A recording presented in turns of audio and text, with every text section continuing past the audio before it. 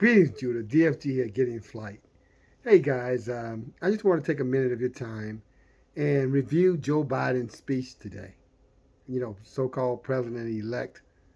I say so-called because we're gonna have to find out if he's gonna actually get the office, which all indicators say that he will. But anyway, until he does, I'm going to just call him so-called. But I listened to his speech today, his 5 point speech, and I'm going to do everything in my power not to get my Hebrew Israelite ass in trouble with, you know, YouTube police, what I'm saying, who will gladly place me back in their little jailhouse. But regardless, I'm not going to let, you know, that kind of, censorship, you know, um, discourage me or intimidate me or cause me to fear whatever y'all puts in my heart to share with you. So I'm going to share his 5 points overall summarize his 5 points. I'm not going to take 12 minutes to do it, but and then share with you at each point any thoughts that I think are relevant and things that you should be thinking about as we approach 2021 under a Biden-Harris um, administration. Okay, so here's the first thing that he said. He said it's going to be a what he's got here. It's going to things will get worse. It's going to be a dark, dark winter. And what I say to that? No shit, Sherlock. It's already been a dark winter, spring, summer, and fall. Where the hell have you been? Oh, I forgot. Comatose. Hiding in your basement or wherever the hell you've been, while all shit has hit the fan, in this country. All right? So telling us that the winter is going to be, you know, as he said, it's going to get even worse, darker than any winter that he can imagine. It's almost like telling us, I don't know, sugar is sweet and I don't know, poop stinks. You got to do better than that. But then again, when you have comatose and senile, what should we expect from you? Okay?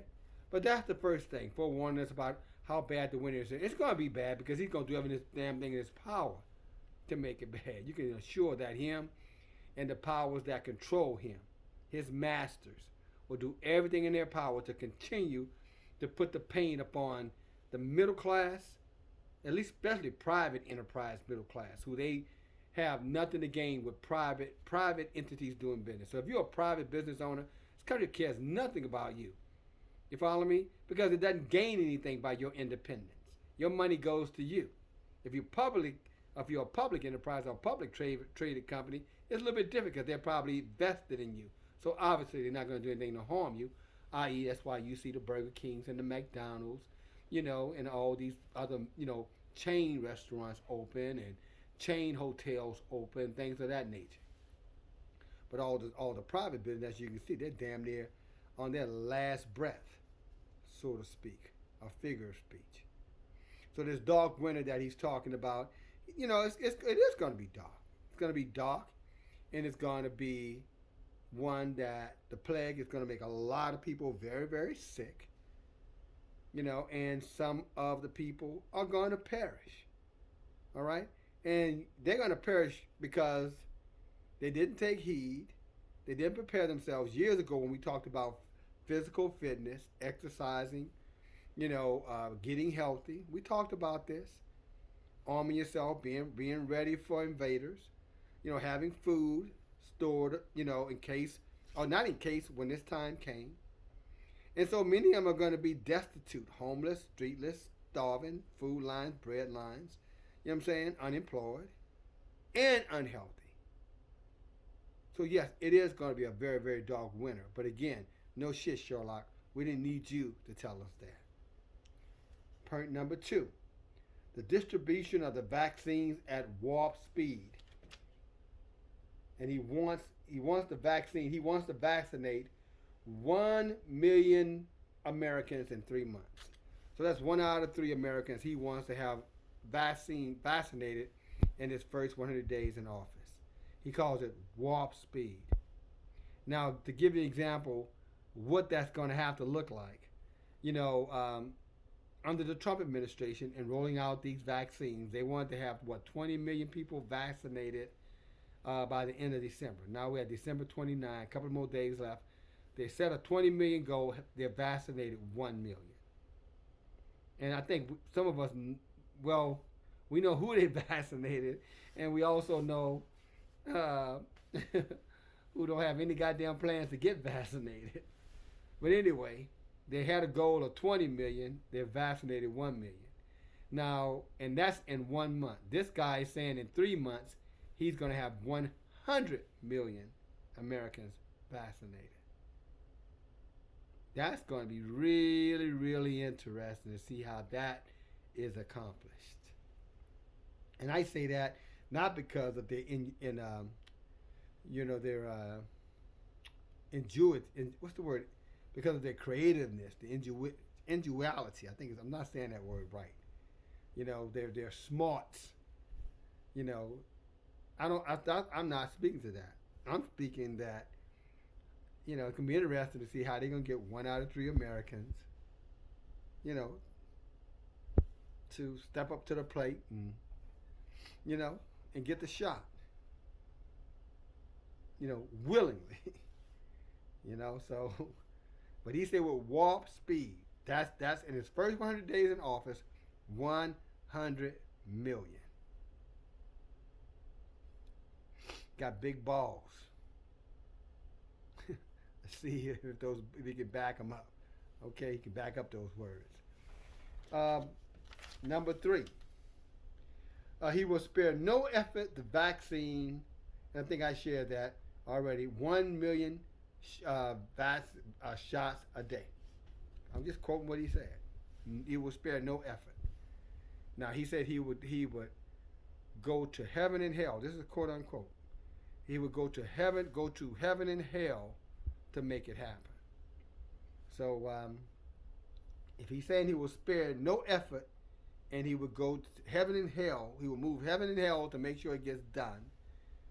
And he's going to have to do something that we've never seen done before in the history of this country, especially when you have a lot of people who are still concerned about, the long-term effect of, getting the boost. You know what I'm saying? Getting the hit. It'd be interesting on how he's going to do that. You know what I'm saying? How he's going to get them willingly to conform and get in line. All right, number 4. Maybe number 4 is the answer to number 3. He says it's going to be more federal involvement to boost the pace of the vaccinations. So when he says federal involvement, that is the government getting involved, whether it's through FEMA, whether it's through the World Health Organization, whether it's through the Centers for Control and Diseases, all of these federal organizations. I'm not sure that the CDC is a federal organization, but all of these organizations that are federally run, including the United States military, it appears he's going to get them involved in ensuring that the pace that gets picked up. That's what he said. That's what he said. Number 5. He's going to set up vaccination sites, and he's going to send the Army. He's going to send the Army to the outreach communities, underserved communities, right? The communities that are hard to get to, quote unquote, and including in that to the Black, Hispanic, and Native American communities. That's what he said. And I'm sure they're just going to come and ask you, would you like to get, a free vaccine? And if you say yes, you'll get it. And if you say no, they'll just turn around and go home and say, okay, well, give us a call if you change your mind. If it would be just that simple, huh, guys? If it would be just that simple. But I don't think he would have called it a dark winter if it was going to be that easy. And then he kind of wrapped it up, and he came back with, um, when he is in office, he's going to force all federal um, employees, all federal uh, buildings, offices, including commercial transportation, planes, trains, to wear face masks. And, he's going to also push an agenda. They're going to invest like $250 million to promote the taking of the vaccine and to promote the wearing of masks. And he's going to get with Congress to raise the funds to do just that. And he's also going to encourage each and every one of you to not only wear masks, but get your friends, your family, and everyone else and put pressure on them to wear the mask as well. Because by doing so, you will be a patriot. The red, white, and blue. You know? Red, white, and blue. Don't you want to be a patriot? Come on, Judah. What about you? Are you feeling pretty patriotic these days, Judah? Huh? You've been at this for 400, 500 years now. How are you feeling that? How you say that college tried, Judah? Huh? That patriotism resonating through your blood, Judah? After all, they've thought so much of us that they're putting us first. They're literally saying, we're going to let y'all go first. So you're feeling that patriotic push, that warp speed, Judah? Excuse the shaking of this camera. Are you feeling it? Huh?